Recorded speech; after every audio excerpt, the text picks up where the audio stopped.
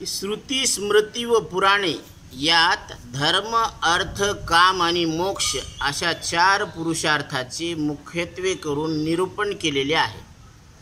धर्म म्हणजे माऊली सांगतात इथ आत्मा आत्मयाचे ठाई देखिजे देहीचा धर्मू देही. असं जे जाणतात ते फार दुर्लभ आहे. कारण देहाचा धर्म काय आहे? देह दिसणार आहे, बदलणार आहे, अनेक आहे, संघात आहे. आणि या देहाला इंद्रियाद्वारे अंतःकरणात जाणणारे आपण एक आहोत, जाणणारे आहोत आणि न बदलणारे आहोत, न दिसणारे आहोत. शरीर दिसणार आहे, हा सरळ सरळ याच्यातला भेद. मग धर्म काय आहे? शरीराचा धर्म शरीर जात आघवे नाशिवंत स्वभावे म्हणून इतवा झुंजावे पंडू कुमरा. या शरीराची जातच अशी आहे की हे उत्पन्न होतं आणि नष्ट होतं. आणि या उत्पन्न होणाऱ्या नष्ट होणाऱ्या देहाला जाणणारे आपण उत्पन्न होत नाही आणि नष्टही होत नाही. कारण भगवद्गीता सांगते न जायते म्रियते वा कदाचिन नायम भूत्वा भविता वा न भूया अजो नित्य शाश्वतो अयम पुराणो नायम हंती न हन्यते हन्यमाने शरीरे. शरीराच्या नाशानं आपला नाश होत नाही आणि शरीराच्या उत्पत्तीबरोबर आपली उत्पत्ती होत नाही. म्हणजे शरीराच्या जन्माबरोबर आपला जन्म नाही. मग वाढदिवस काय साजरा करते? अज्ञानामुळे. अज्ञानानं देहाला मी समजून याचाच जन्म माझा समजतो आणि देवाला बी जन्म समजतो. आपण चुकलो आणि देवालाही चुकिलं. म्हणजे स्वतःबद्दल चुकीची धारणा, देवाबद्दल चुकीची धारणा, या धारणा अज्ञानातून आहे. आणि अज्ञान निवृत्त होण्यासाठी धर्म अर्थ काम आणि मोक्ष अशा 4 पुरुषार्थाचे मुख्यत्वे करून निरूपण केलेले आहे. ह्याच्यात काय सांगितलेलं आहे? धर्म, धर्मानं राहायला पाहिजे. आणि अर्थ म्हणजे हे शरीर चालण्यासाठी. कारण अन्नमय कोश आहे ना, ह्याच्यात काय टाकावं लागतं? अन्न टाकावं लागतं. जसं पेट्रोलच्या गाडीमध्ये काय टाकावं लागतं? पेट्रोल. तसं ह्या अन्नमय कोशामध्ये अन्न. आणि अन्न कशानं येईल? धान्यानं. धान्य कशानं येईल? पैशानं. म्हणून पैसा कमवावा लागतो. अर्थपुरुषार्थ. म्हणून नाथ महाराज सांगतात ना, जोडून या धन उत्तम व्यवहारे उदास विचारे वेच करी. म्हणून अर्थ सहाय्य करा. काम म्हणजे कामानं काय होत असतं? संतान उत्पत्ती. ऋषभदेवाला 100 पुत्र होते आणि 100ला 100 मुक्त झाले. त्या बात मदालसा मातेनं आपल्या 3 पुत्राला ब्रह्मज्ञानाचा उपदेश केलेला आहे. हा देह नाशिवंत मळमूत्राचा बांधा वरी चर्म घातले रे कृमी कीटकांचा सांधा रव रव दुर्गंधी रे अमंगळ तिचा बांधा स्मरे त्या हरिहरा शरण जाई गोविंदा परीदी मदालसा सोहम जोजो रे बाळा. बाळाला पाळण्यामध्ये मदालसा माता ब्रह्मज्ञानाचा उपदेश करते की तू ब्रह्मस्वरूप आहेस. आणि हे शरीर काय आहे? हे मांस मल मूत्र यांचं बांधणी आहे. हे तू नाही, हे तुझं नाही, हे खरं नाही. ह्याला जाणणारा तू ब्रह्मरूप आहे. तर हे काम आणि मोक्ष म्हणजे आत्यंतिक दुःखाची निवृत्ती आणि परमानंदाची प्राप्ती, हे जे स्वरूप आहे ना ते मोक्ष आहे. आणि अशी ज्याला इच्छा आहे तो मुमुक्षु आहे. मोक्षाची इच्छा करणारा मुमुक्षु. आणि या 4 पुरुषार्थाचे मुख्य रूपानं निरूपण केलेलं आहे. गर्भवासादी म्हणजे जन्ममरणादी दुःखाची निवृत्ती जीवाने करून परमानंद रूप परमात्म्याची प्राप्ती करून घेणे, हा त्या पुरुषार्थातला 4था पुरुषार्थ आहे. आणि यालाच मोक्ष असे म्हणतात. परम आनंद म्हणजे ज्याचा देशानं कालानं वस्तूनं नाश होत नाही असा आनंद म्हणजे परम आनंद. आणि तुमचं स्वरूप कसं आहे? तुम्ही कालातीत आहात. काळाची सत्ता तुमच्यावर नाही आहे, सगळ्यावर सत्ता आहे. जगा काळ खाय आम्ही माथा दिला पाय. जगद्गुरु तुकोबराय सांगतात की जगावर काळाची सत्ता आहे पण त्या काळावर आमची सत्ता आहे. म्हणजे काळाला जिंकणारे तुकोबराय आहे. आणि काळाला जिंकण्याची युक्ती कला ती तुम्हाला आम्हाला सांगतात. म्हणजे मरणाला मारणारी विद्या आहे. ह्याला जगद्गुरु शंकराचार्य मरणमारी विद्या म्हणतात. महर्षी नारद याला भूमविद्या म्हणतात. यो वै भूमा तत्सुखम नाल्पे सुखम असते. जे अल्प आहे ते सुखरूप नाहीये. कारण तुकोबराय सांगतात की टाकिली पात्र झोळी धर्म अधर्म आशा. हे धर्म अधर्म ही झोळीत टाकून दिली आम्ही, पाप आणि पुण्य. का? कारण पाप पुण्याच्या पलीकडे आपलं स्वरूप आहे.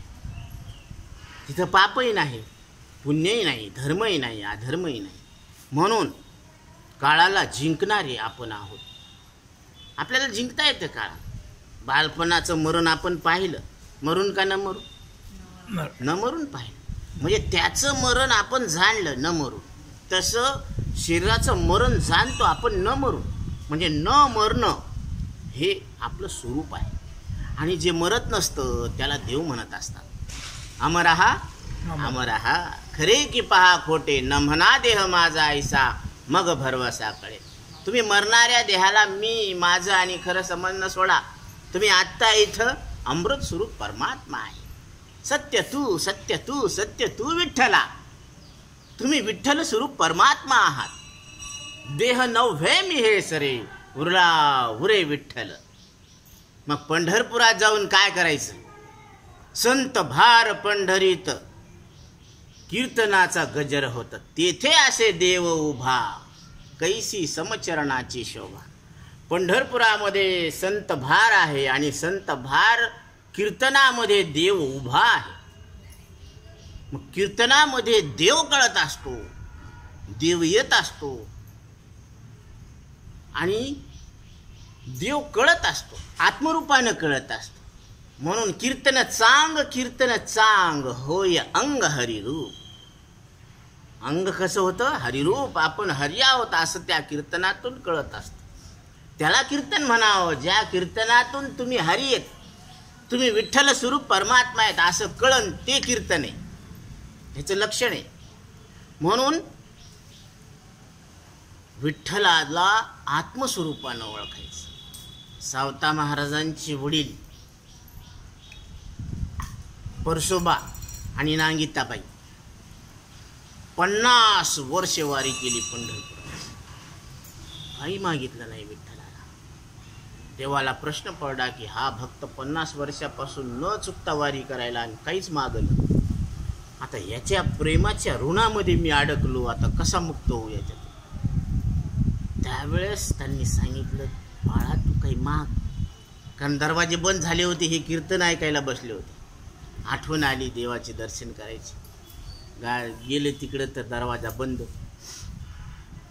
कीर्तन मोडल्यावर मग देव स्वतः दार उघडलं देवाने आणि यांना दर्शन दिले. ते म्हणले मागा काही.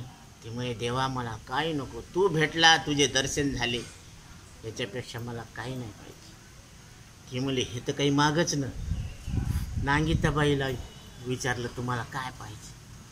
त्यावेळेस त्यांनी सांगितलं देवा एक वंशाला दिवा पाहिजे. तर विठ्ठलानं आश्वस्त केलं की मी आरण्या गावी तुमच्या बाळाच्या रूपानं प्रगट होईल, सावता. म्हणून हे सावता महाराज म्हणजे साक्षात विठ्ठल परमात्मा आहे. आणि हे कशाचं फळ आहे? हे त्यांच्या 50 वर्ष वारी केल्याचं, निष्काम बुद्धीनं वारी केल्याचं फळ आहे. म्हणून निष्काम बुद्धीनं केलेलं कर्म हे चित्ताची शुद्धता देत असते. आणि निर्मळ चित्ते झाले नवनीते पाषाणा पाझर फुटती. तर हे निर्मळ चित्तामध्ये आत्मा लवकर कळत असतो. म्हणून तुम्ही विठ्ठल स्वरूप परमात्मा आहे. देहाला मी म्हणणं सरलं रे सरलं की इकडे तिकडे पाहायचं नाही, तुम्हीच विठ्ठल आहेत असं सद्गुरू आपल्याला आपल्या आत्मबोधावर जाग करतात. सत्य तू सत्य तू सत्य तू विठ्ठला. त्रिवार सांगितलेलं आहे की तुम्ही विठ्ठल स्वरूप परमात्मा आहे. मग का लक्षात येत नाही? कारण आपली बुद्धी मलिन झाली, दोष आहेत त्या अंतःकरणात. ते दोष निवृत्त करण्यासाठी श्रवणम, ही श्रवण रूपी पहिली भक्ती.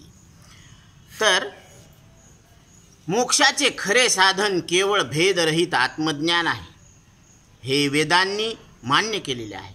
त्या संबंधाने कोणत्याही प्रकारचा वाद नाही. अभेद आत्मज्ञान मुख्यत्वे तत् आणि त्वम या दोन पदाच्या शोधनावर अवलंबून आहे. आत्मज्ञान अभेद, देवाचा आणि आपलं अभेद आहे, हे ऐक्य आहे. तर हे कशावर अवलंबून आहे? तत् आणि त्वम या दोन पदाच्या शोधावं लागेल. तत्वम पदार्थ शोधनम आहे की नाही. श्रवण मनन निधी ध्यास करिये साक्षात्कार, त्याच्यापुढं तत्वम पदार्थ शोधन. तत् म्हणजे ते आणि त्वम म्हणजे तू. ह्या दोन्ही शब्दाचा अर्थ काय? तर तत्पदाच्या उच्चाराने समजला जाणारा ईश्वर आणि त्वम पदाच्या उच्चाराने समजला जाणारा जीव, या दोघांची स्वरूपे कोणती आहेत? त्यांचे यथार्थ ज्ञान होण्यासाठी वेदांत प्रकरणामध्ये वर्णिलेल्या सर्व प्रक्रिया समजल्या पाहिजेत. जीव देवरूप आहे. तत् म्हणजे ते ईश्वर आणि त्वम म्हणजे तुम्ही जीव, आपण जीव एक आहोत. तर हे कळून घेण्यासाठी वेदांत शास्त्रामध्ये ह्या प्रक्रिया मांडलेल्या आहेत. त्या प्रक्रिया समजून घेणं अत्यंत आवश्यक आहे, गरजेचं आहे.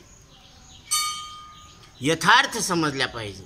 त्या समजल्या वाचून जीवाचे वास्तविक स्वरूप कसे आहे व ईश्वराचे वास्तविक स्वरूप कसे आहे याचा निर्णय होऊ शकत नाही. पण दोघांचं वास्तविक स्वरूप कसं आहे, जीवाचं आणि ईश्वराचं, याचं यथार्थ ज्ञान आपल्याला होणारच नाही. कारण ह्या प्रक्रिया समजून घ्यायला पाहिजे.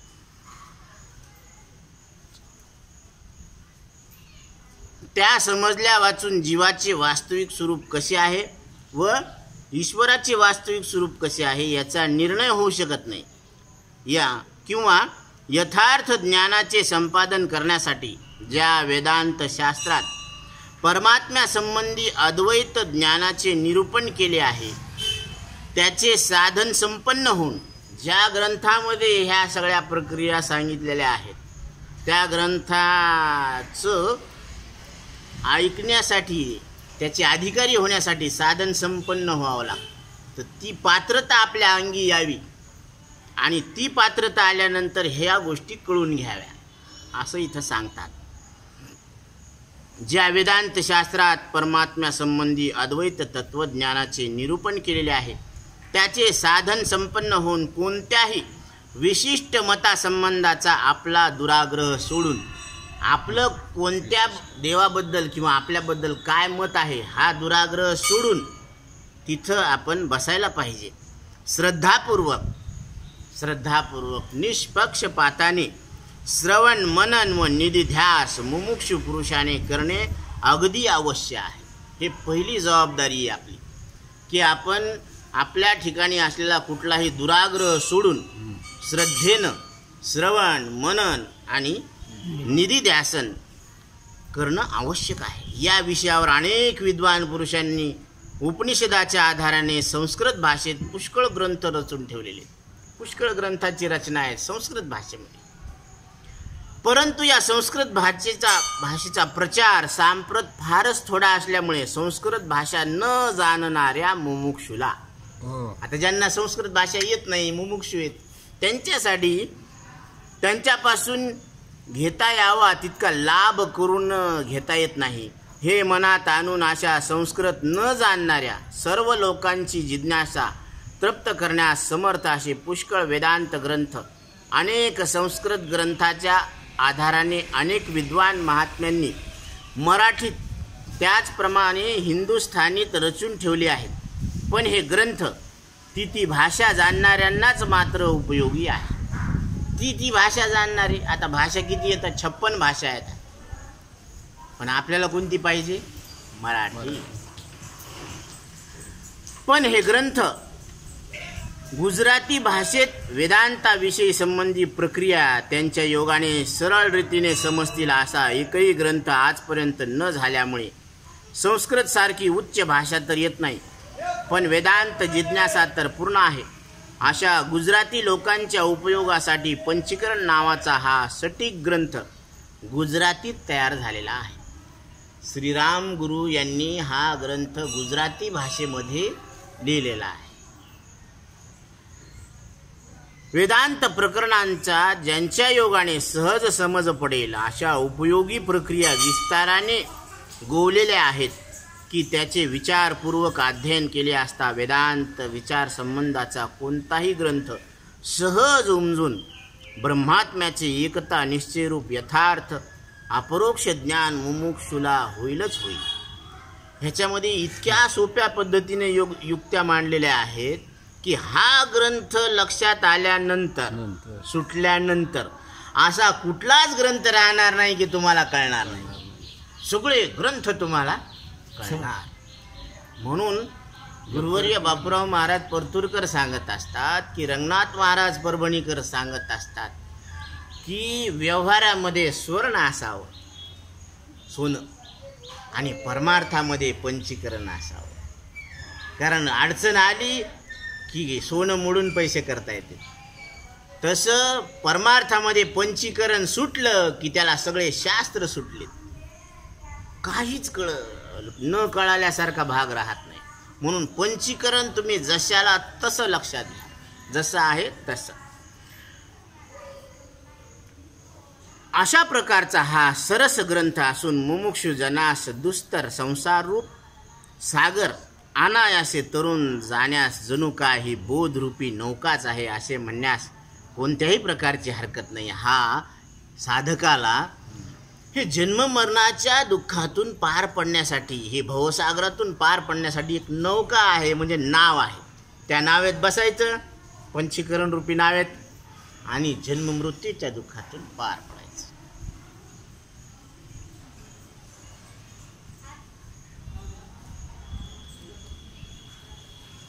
या पंचीकरणात दोहा आणि चौपाई मिळून 37 पद्य, 37 आहेत. किती? 30वर 7, 37 पद्ये आहेत, दोहे. स्थूल व सूक्ष्म या दोन देहांची 2 कोष्टके, स्थूल सूक्ष्म देहाचे 2 कोष्टके व वाक्यवृत्ती वगैरे ग्रंथातील प्रमाण वचने म्हणून 7 श्लोक आहेत. वाक्यवृत्ती हा आचार्यांचाच एक ग्रंथ आहे. या ग्रंथाचे कर्ते काठियावाड, कच्छ, गुजरात वगैरे प्रांतात प्रसिद्धीस पावलेले वेदांत शास्त्र पूर्णपणे जाणणारे ब्रह्मनिष्ठ श्रीराम गुरु या नावाचे एक महान सत्पुरुष होऊन गेलेले. श्रीराम गुरु यांची प्रसिद्धी कुठे होती? काठियावाड, कच्छ, गुजरात या भागामध्ये होती. त्या महात्म्याच्या जन्मचरित्राचे वर्णन श्री पंचदशी ग्रंथाचे हिंदुस्थानी भाषांतर करणारे पंडित पितांबरजी यांनी यथार्थ व विस्तारपूर्वक आपल्या सदरील ग्रंथात केले आहे. यांचं चरित्र वर्णन पंचदशी नावाच्या ग्रंथामध्ये आलेले आहे. पंडित पितांबरजी यांनी केलेले. पण या प्रसंगी त्याचा थोडा बहुत पुनरुल्लेख करणे योग्य होईल असे समजून तसे करतो. आता त्यांचं एक थोडंसं चरित्र सांगत आहे ते. या ब्रह्मनिष्ठ सत्पुरुषाचा जन्म संवत 1840व्या वर्षी दक्षिण हैदराबाद शहरी झाला. 1840 मध्ये दक्षिण हैदराबाद शहरात ते जातीने यजुर्वेदी महाराष्ट्रीयन ब्राह्मण होते. त्यांनी आपल्या वयाच्या 16व्या वर्षापासून ब्रह्मचर्य धारण केले होते. 16व्या वर्षापासून ब्रह्मचर्य. त्यांच्यामध्ये बोध करण्याची विलक्षण शक्ती असून महात्म्या सर्वथैव साजतील असे पुष्कळ गुण होते. त्यांच्या शरीराचा वर्ण तेजस्वी होता. ज्या ज्या स्थळी ते आपला वास करीत त्या त्या सर्व स्थळी आपल्यापाशी येऊन सत्संग करणाऱ्या मुमुक्षु आत्म्याचे दृढ ज्ञान होईल अशा रीतीने अद्वैत ब्रह्माचा उपदेश करून अहम ब्रह्मास्मी हा दृढ निश्चय त्यांच्या ठिकाणी ते अद्भुत रीतीने उत्पन्न करीत असत. ते जिथं कुठं जात होते आणि त्यांच्या संगतीत जे मुमुक्षु येत होते तर त्यांना ते त्यांच्या अद्भुत वाणीतून असा अमोघ बोध करत होते ब्रह्मज्ञानाचा, की त्यांना मी ब्रह्मरूप आहे असं लक्षात येत होतं. आणि हे आपल्यासोबत सुद्धा घडणार आहे. आपल्याला सुद्धा असा बोध होणार आहे. कारण ग्रंथ आपण कशासाठी लावलेला आहे? त्यासाठीच लावला. कारण हे ऐकून, कारण ईश्वराची कथा ही भवव्यथा दूर करणारी आहे. नाही तर कथा आपण भरपूर ऐकलेल्या आहेत, पण त्या कथेनं आपली भवव्यथा दूर झालेली नाही. म्हणून पंचीकरण या ग्रंथाचं चिंतन केल्यानंतर आपली भवव्यथा दूर होणार आहे.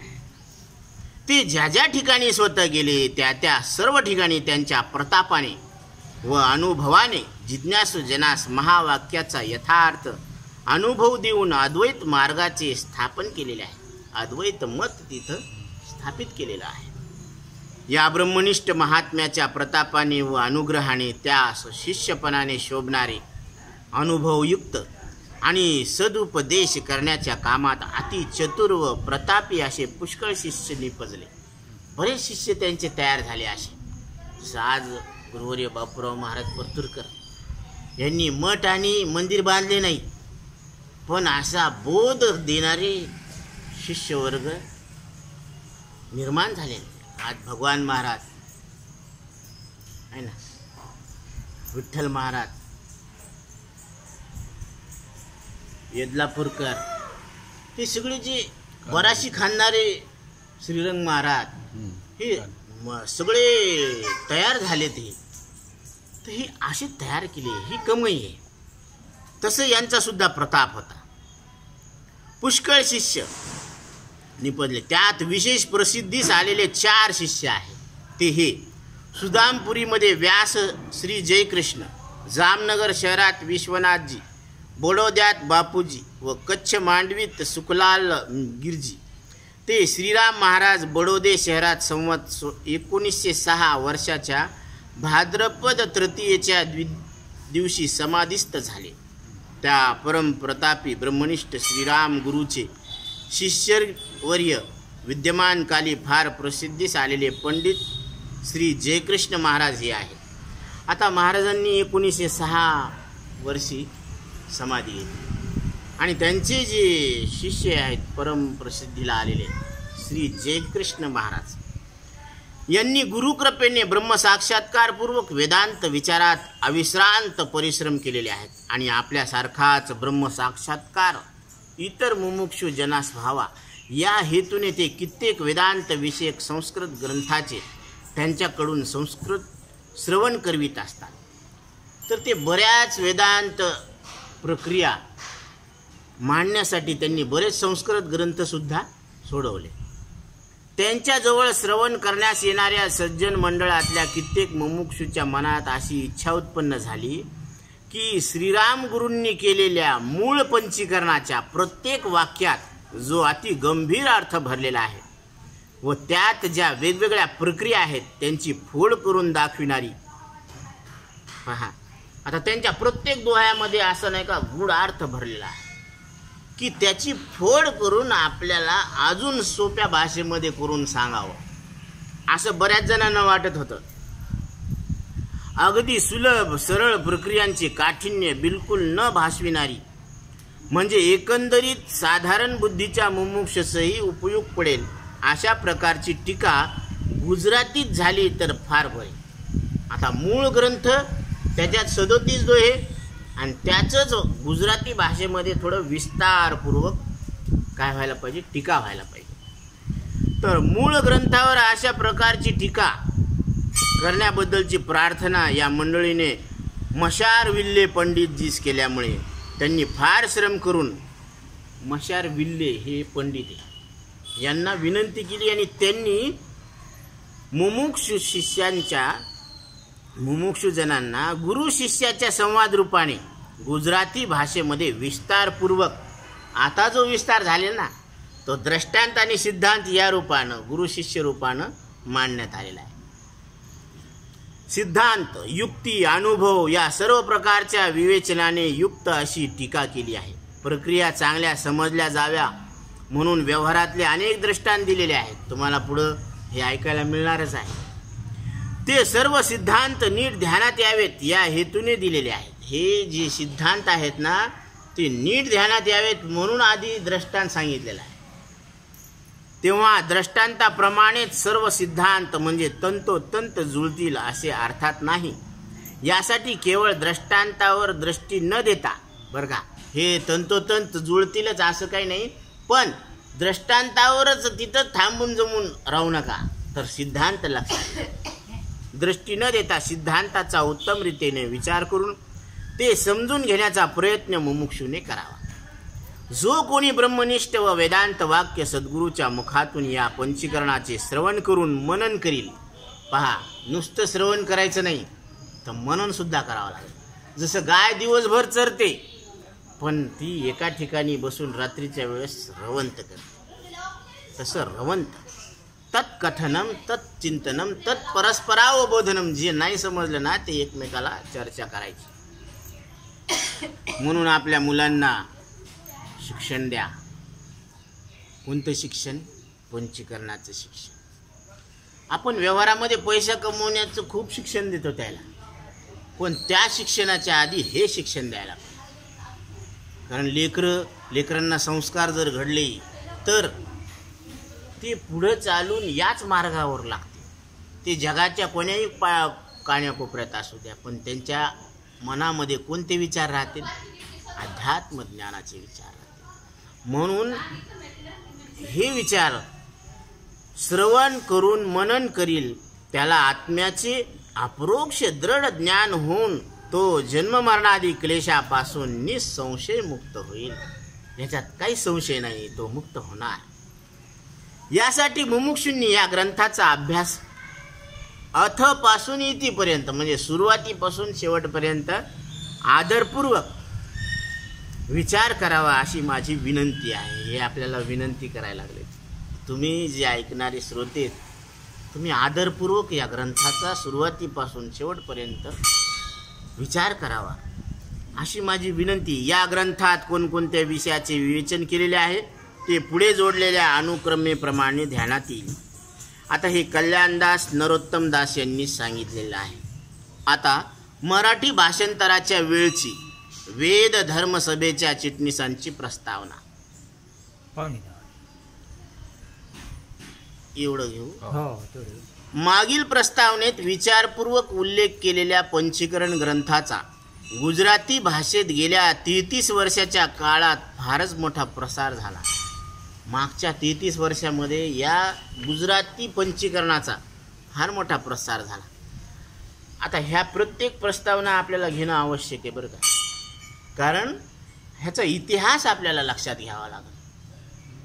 हे कळूनच घ्यावं लागेल. सुरुवात त्यांनी सांगितलं आतापासून इतिपर्यंत. तर अशा अनुपम ग्रंथाचा प्रसार अन्य भाषातूनही होईल तर फार चांगले.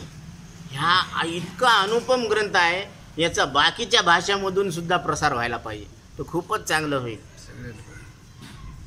अशी वेद धर्मसभे सहजिकच उत्कट इच्छा झाली. ही वेद धर्मसभा आहे ना, त्याला इच्छा झाली. मराठी भाषा बोलणाऱ्यांची संख्या मोठी असून ते लोक धार्मिक आहेत व त्यास वेदांताविषयीची गोडी विशेष आहे, हे ध्यानात आणून अगोदर मराठीत या ग्रंथाचे उत्तम भाषांतर करावे असे सभेच्या मनात आल्यावरून खाली सही करणारे यांनी सभेच्या तर्फेने हे काम रा विष्णू गणेश नेने यांच्याकडे सोपवले. पहा, हे त्यावेळेसच्या हिंदू धर्मसभेचे अध्यक्ष आहेत आणि माऊलीची सुद्धा हीच इच्छा आहे. काय? ही मराठीच्या नगरी ब्रह्मविद्येचा सुकाळू करी, घेणे देणे सुखचिवरी होऊ दे या जगा. माझ्या प्रत्येक मराठी बोलणाऱ्या भाषिकाला त्याच्याच भाषेमध्ये त्याच्या अंतःकरणात मी अमृत स्वरूप परमात्मा आहे हे ब्रह्मज्ञान खेळावं, अशी माऊलीची इच्छा आहे. कारण ही नगरी कोणाची? मराठ्यांची नगरी आहे. आणि हीच इच्छा त्यावेळेसच्या धर्मसभेचे अध्यक्ष विष्णू गणेश नेने यांच्याकडेही सोपवण्यात आली. तर मशार बिल्हे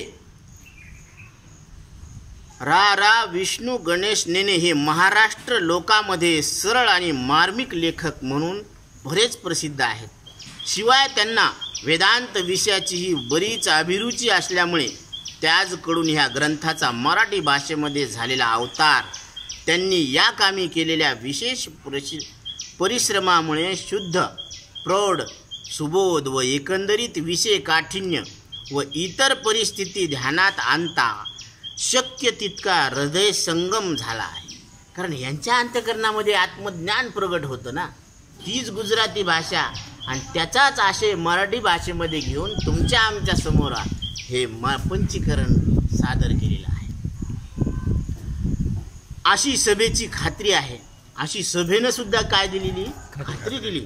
यापेक्षा विशेष परीक्षा करण्याचे काम विद्वान वाचकाकडून सोपून ही प्रस्तावना पुरी करतो. हे वेद धर्म सभा कार्यालय मार्गशीर्ष वद्य 11 शके 1821 आणि याचे प्रमुख श्री वेद धर्म सभा कोण होते? विश्वनाथ प्रभुराम. तर इथं यांनी मराठी भाषांतराच्या वेळी वेद धर्म सभेच्या चिटणीसांची प्रस्तावना दिलेली आहे.